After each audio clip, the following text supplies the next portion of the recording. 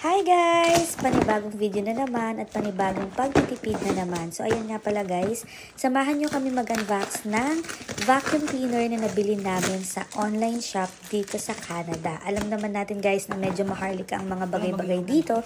So ayan, sinubukan namin siya guys. So ayan na! Kita niyo naman siya.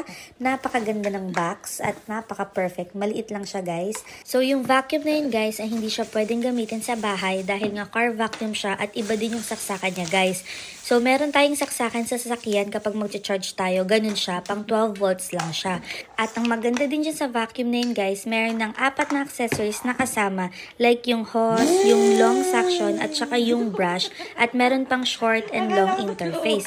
Yun yung package ng vacuum na yun guys. At worth it din naman talaga magkaroon ng vacuum cleaner sa sasakyan nyo dahil anytime, anywhere, pwede kayo talagang maglinis. At alam nyo naman dito sa Canada, kailangan nyo pa rin ng coins para makapag-car wash kayo.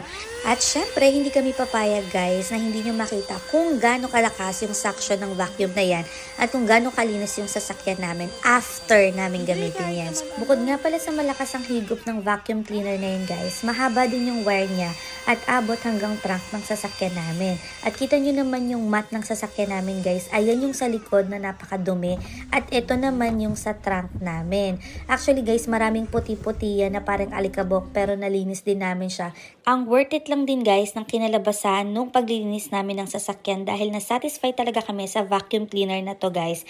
Dahil nga, ilang beses na rin kami nakatry ng mga vacuum cleaner na nabibili sa mga online pero hindi siya worth it. Pero itong item na to guys ay talagang masasabi kong worth it at hindi na kami mahihirapan pa na pumunta sa mga car wash para makapaglinis ng sasakyan at syempre nakakatamad talaga guys na pumunta sa mga car wash guys tapos magbabayad pa kami ng coins pero ito ay makakatipid na kami at anytime anywhere pwede kami maglinis ng sasakyan at hindi na kami mababother kung malinis o manubi ba yung sasakyan namin guys. So dito naman sa Canada guys ay lahat ng bagay ay pwede mong matutunan at lahat ng bagay ay pwede mong diskartehan basta matuto lang tayong mag-search at matuto lang tayong magtanong sa mga taong makakatulong sa atin guys. At syempre kung gusto nyo din bumili ng vacuum cleaner na to guys para makatipid kayo sa oras at syempre makatipid din kayo sa dollar, ilalagay ko na lang yung mga details nito guys sa description box or sa comment section below. Thank you for watching! Bye-bye!